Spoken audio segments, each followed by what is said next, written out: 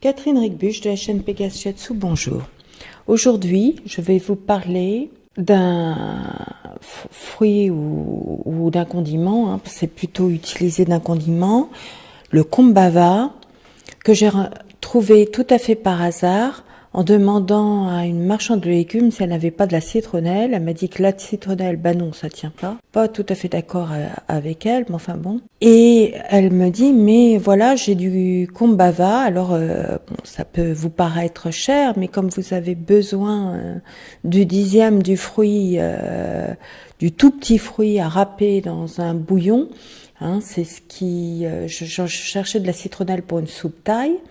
Et en fait, quand j'ai mis ça dans ma soupe thaï, mon père, qui est allé en Thaïlande, m'a dit, mais ça a enfin le vrai goût, ta soupe thaï, des vraies soupes de thaï de là-bas. Donc en fait, c'est un aliment du genre citrus, donc il appartient à la famille des citrons. Le nom latin, c'est Citrus hystrique. Je préfère vous le donner parce qu'en fait, il a de nombreuses appellations. Kombava, petit grain kombava, kombava, citronnier kombava, kombava. Alors, avec toutes les orthographes de kombava que vous pouvez avoir, avec un O, avec un U, ou alors avec un W. Makrut, kombaba, kaffir lime, kaffir lime, ça doit être en anglais. Donc vous voyez, vous avez pas mal d'appellations sur lesquelles ça peut être vendu. Et la seule façon de vérifier, en fait, si vous avez affaire à autre chose que le légume, mais l'huile essentielle à partir des feuilles, c'est Citrus hystrique. Alors, je ne vous recommande pas trop l'utilisation de l'huile essentielle. Vaut mieux avoir affaire à un thérapeute spécialisé parce que, en fait, comme de tous les huiles essentielles du genre Citrix, c'est photosensibilisant. Bon, c'est parce que les huiles essentielles sont très concentrées. Quand vous mangez du citron, vous n'avez pas de problème de photosensibilisation quand vous allez au soleil.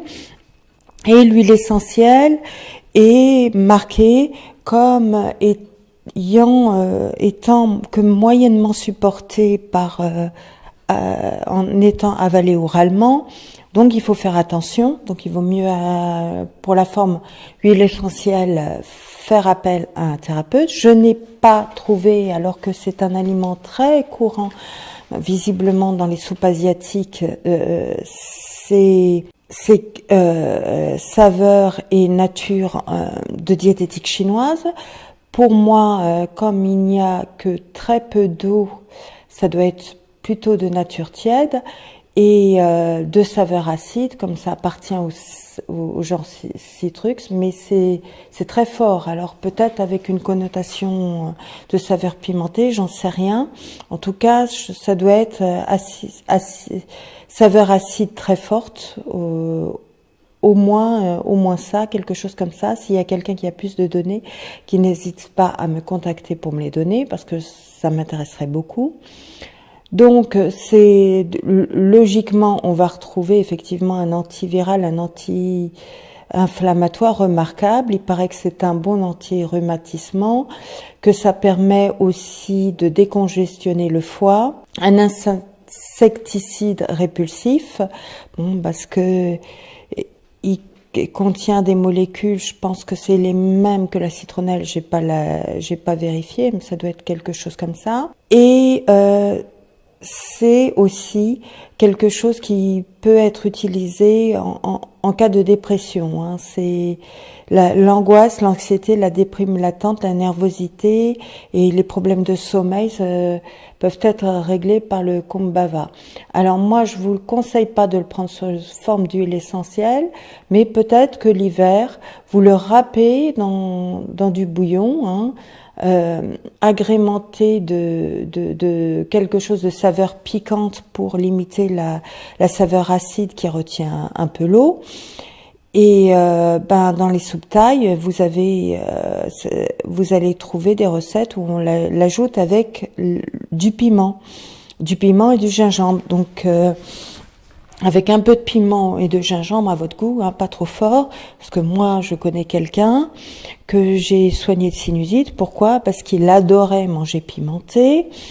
En plus, ça permettait de régler grosso modo les problèmes dus au fait qu'il se gorgeait de mandarines l'hiver et donc son estomac n'allait pas si bien que ça, était très très refroidi et générait beaucoup de fluide à cause de l'acidité et en plus parce que les mandarines, ça amène beaucoup d'eau dans l'organisme. Alors c'est pas prouvé scientifiquement, une fois de plus, je vous parle de médecine chinoise, ce qui n'a rien à voir. Et donc, il a séché ça avec les piments, parce qu'il adorait manger très très pimenté. Pouvait beau être occidental, il mangeait aussi pimenté que les musulmans dans les pays chauds. Il n'est pas musulman, hein.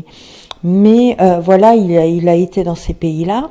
Il adorait même le piment, croquer dans du piment qui est directement dedans, c'est vous dire, hein. Et le problème, c'est qu'au fur et à mesure, ça lui a créé des sinusites parce que les fluides se sont asséchés au niveau du méridien poumon et donc ça a créé des fluides qui se sont asséchés et qui ont fini dans le nez. Donc ça peut être l'association de piments pour générer un problème dû à de l'acidité.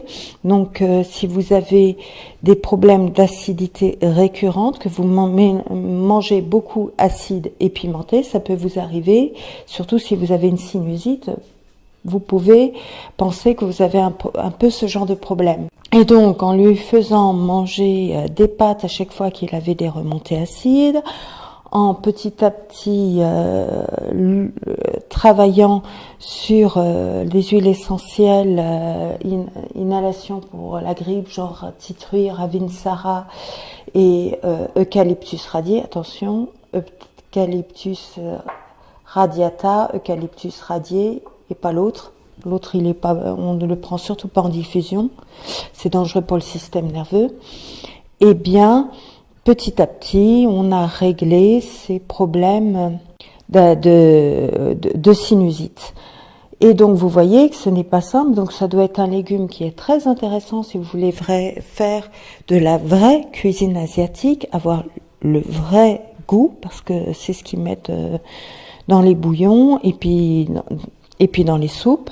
Mais il faut bien vous dire que l'acidité, il faut faire attention. On n'est pas dans les pays chauds, on n'est pas dans les pays tropicaux. Donc une fois de plus, c'est pas la première fois que je le dis, ça vous démolit un estomac, l'acidité.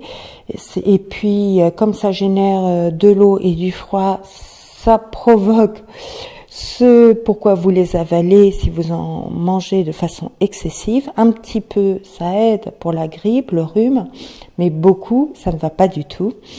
Donc, vous voyez, de toute façon, le légume est assez cher au kilo, mais étant donné que vous achetez 2 grammes, parce que c'est comme un espèce de petit citron, 2 à 3 fois plus petit que le citron classique, eh bien finalement ça vous coûte pas cher. Et ce fruit, mon père, même en prenant un peu plus épicé que la moyenne des Français, eh bien quand je lui fais une soupe, j'en ai pour 4-5 soupes, juste un petit fruit quoi.